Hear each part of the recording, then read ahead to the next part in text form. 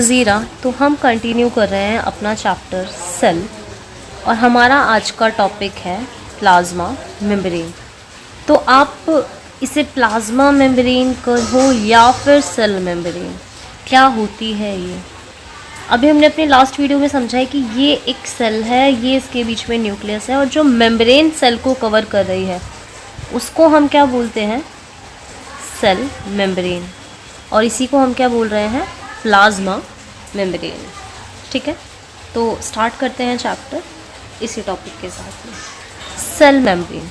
भाई हमें पता है कि इलेक्ट्रॉन माइक्रोस्कोप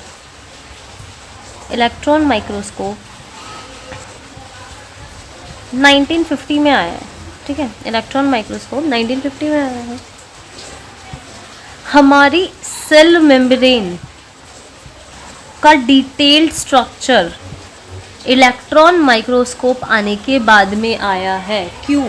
क्योंकि भाई इलेक्ट्रॉन माइक्रोस्कोप की हेल्प से हम सेल मेम्ब्रेन को इजीली फिर देख पा रहे थे, उसको समझ पा रहे थे। इसी दौरान सेल मेम्ब्रेन पे क्या हुई? केमिकल स्टडीज़ हुई। किसके ऊपर? सेल मेम्ब्रेन के ऊपर। किस सेल की? सेल मेम्ब्रेन के। भाई हमने सेल मेम्ब्रेन के ऊपर केमिकल स्टडी तो करी है, तो हमने कोई सेल तो उठाई होगी। हमने उठाई थी आरबीसी। आरबीसी मतलब रेड ब्लड सेल। किसकी? वो भी ह्यूमंस की आरबीसी। और हमने ह्यूमंस की आरबीसी के ऊपर क्या किया? केमिकल स्टडीज़ करी और तब हमारे पास में एक पॉसिबल स्ट्रक्चर आया। किसका? प्लाज्मा मेम्ब्रेन का। तो भाई इस स्टडी में हमें ये पता चला कि ये जो हमारी सेल मेम्ब्रेन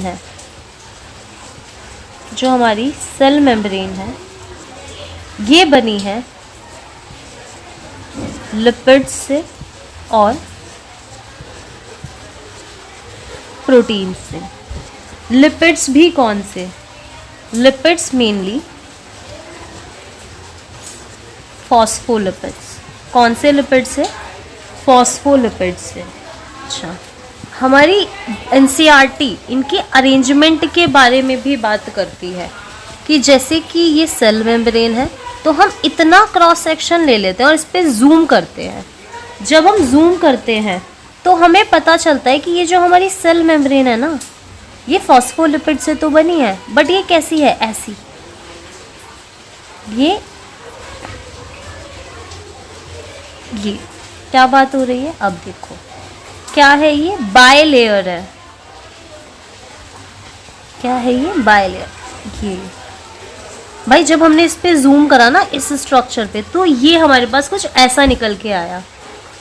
क्या ये आपको फॉस्फोलिपिड की 2 लेयर नज़र आ रही है? यस, हाँ, हमें 2 लेयर नज़र आ रहे हैं। इससे क्या पता चलता है कि भाई हमें ये तो पता चल गया कि लिपिड का जो अरेंजमेंट है वो कैसा है? बायलेयर है। यस, हमें ये पता चला कि लिपिड का अरेंजमेंट बायलेयर है। बाहर की तरफ मतलब ये, इन्हें हम बोल देंगे पोलर हेड, और ये जो अंदर की साइड है इन्हें हम बोल देंगे non polar tail. Polar head हमने क्यों कहा है?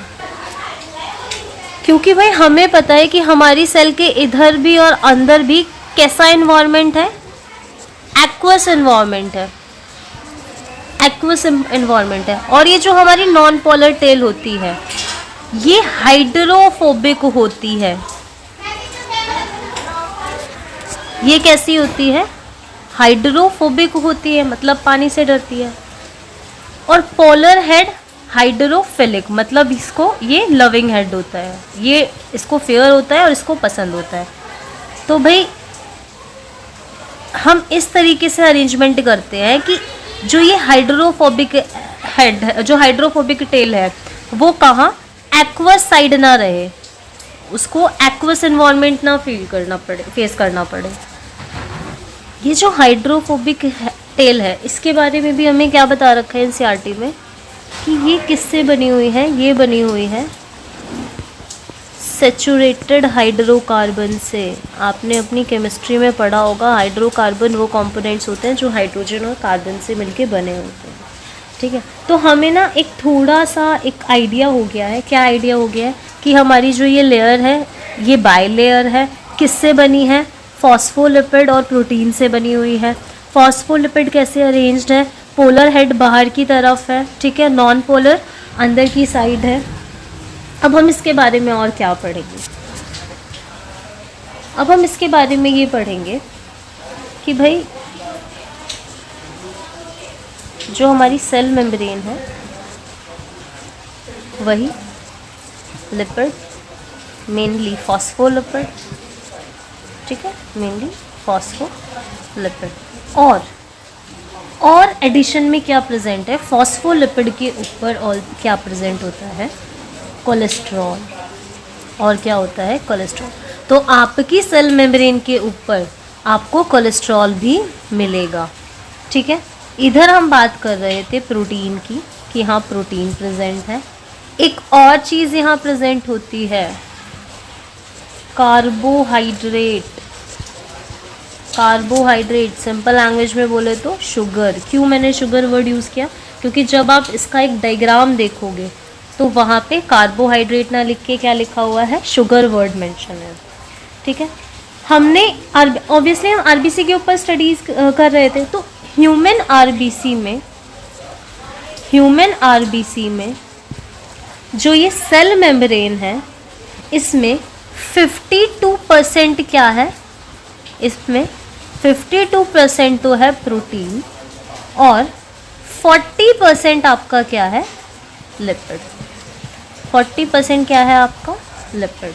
तो ये ह्यूमन आरबीसी की बात हो रही है, ये इराइथ्रोसाइट की बात हो रही है। बाकी दूसरी सेल में ये नंबर क्या कर सकता है, वेरी कर सकता है, ठीक है। बाकी दूसरी सेल में ये नंबर वेरी कर सकता है। अब हम बात करते हैं कि हमारे पास प्रोटीन कैसे प्रेजेंट होते हैं। तो based on the ease of extraction,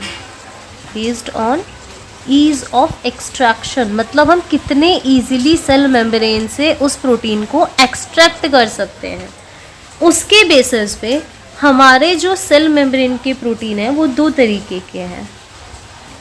एक का नाम है पेरीफेरल प्रोटीन और एक है आपके इंटीग्रल प्रोटीन। पेरीफेरल प्रोटीन का क्या मतलब है, पेरीफेरल प्रोटीन का क्या मतलब है, जैसे कि ये आपकी बाई लेयर हो गई, ठीक है। तो इसमें पेरीफेरी पे मतलब ऐसे ऊपर लगे हुए हैं इसके ऊपर। अभी मैं आपको इसका डायग्राम ही दिखा देती हूँ।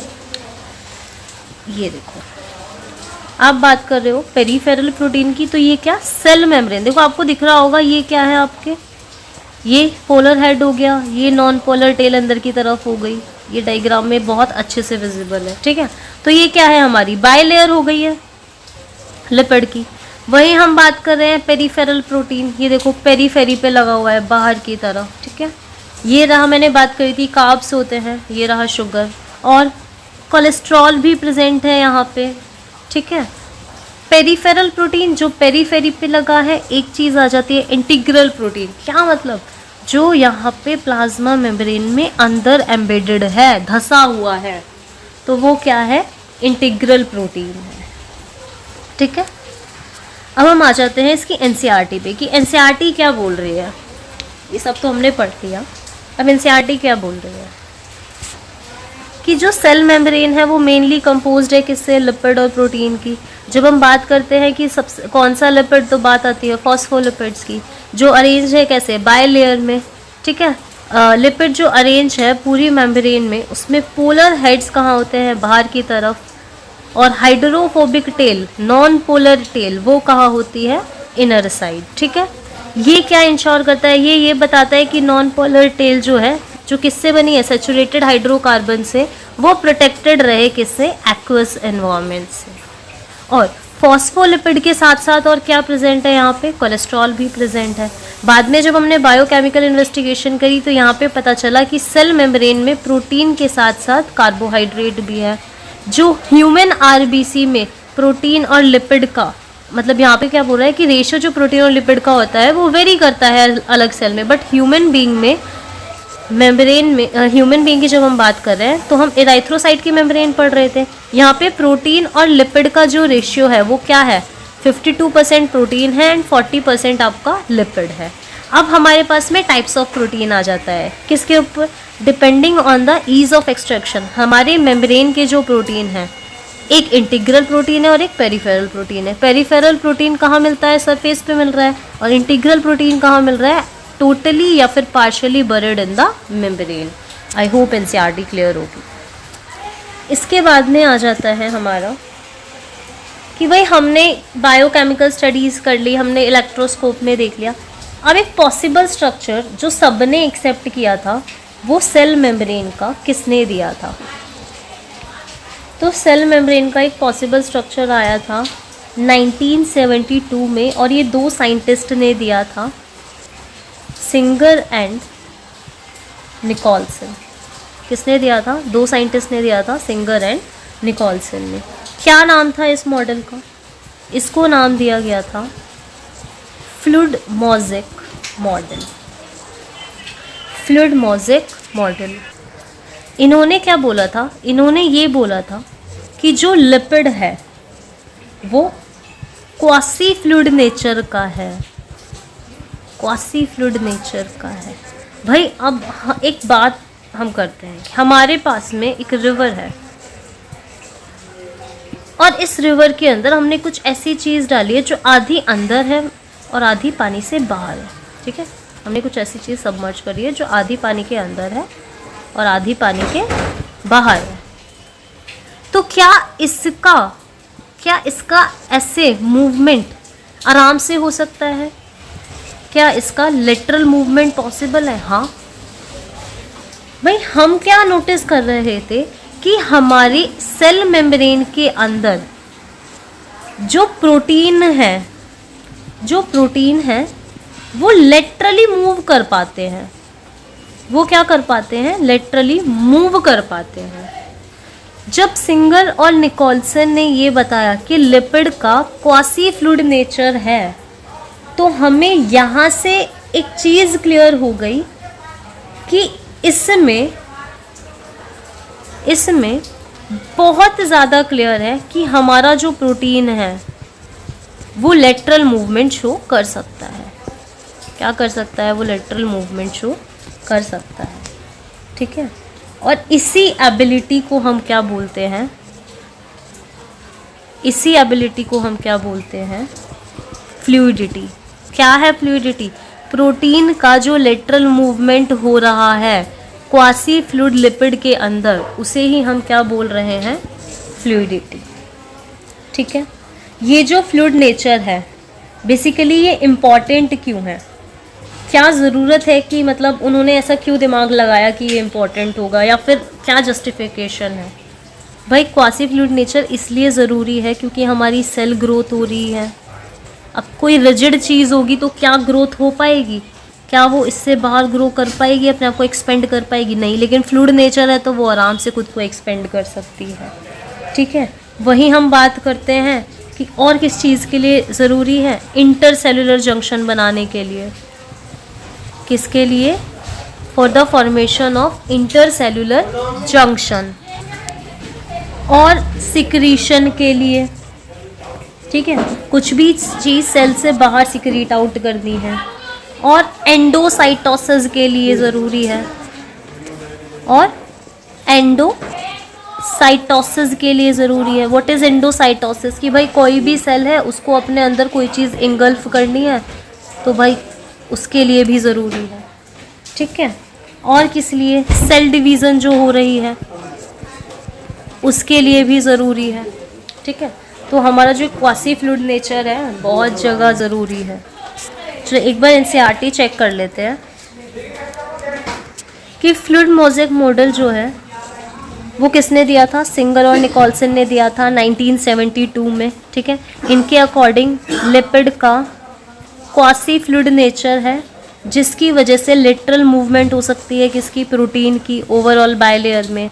और ये एबिलिटी मूव करने की विद इन द मेम्ब्रेन किससे मीज़र करी जाती है, फ्लूइडिटी से मीज़र करी जाती है।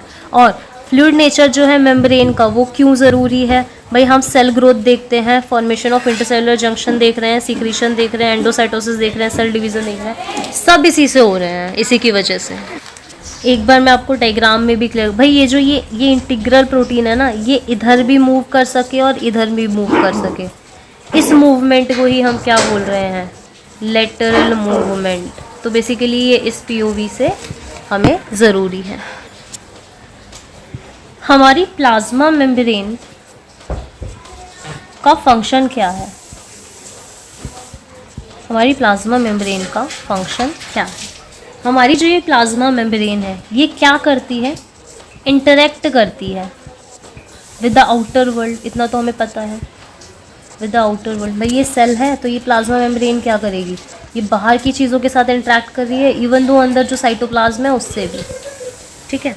तो बेसिकली हो क्या रहा है, एक्चुअल में ये क्या कर रही है, अपने अक्रॉस ट्रांसपोर्ट कर रही है, किसका, मॉलिक्यूल्स का, ठीक है। अब हमें और क्या पता है इसके बारे में, हम हमेशा से पढ़ते आ रहे हैं कि प्लाज्मा मेम्ब्रेन क्या होती है, सेलेक्टिवली परमिएबल मेम्ब्रेन।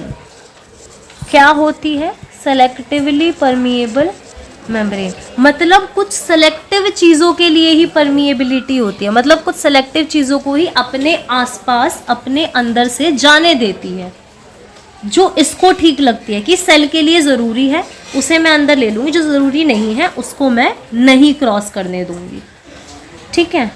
तो बहुत सारे मॉलिक्यूल जो हैं इसके अंदर से क्रॉस कर सकते हैं और बहुत सारे नहीं भी कर सकते, डिपेंड किस पे करता है, इसकी सिलेक्शन के ऊपर। अब हम बात करते हैं कि क्या मेथड है इसके अंदर से क्रॉस करने का। यहाँ पे दो तरीके के ट्रांसपोर्ट है इसमें, एक है पैसिव ट्रांसपोर्ट और एक क्या है, एक्टिव ट्रांसपोर्ट।